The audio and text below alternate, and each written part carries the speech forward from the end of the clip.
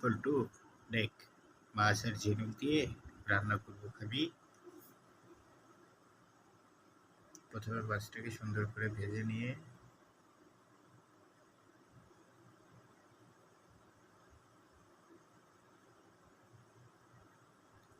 মরিচ, রসুন, ঝাল দিয়ে সুন্দর করে কষিয়ে মাছটাকে দিয়ে তার মধ্যে ঝিনুক দিয়ে দেবো।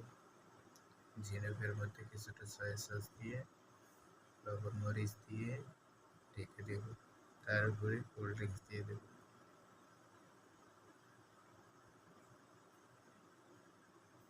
এবার লাল ঝাল দিয়ে দেবো।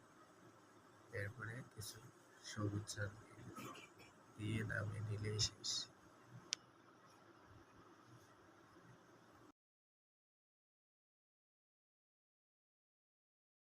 পল্টু দেখ,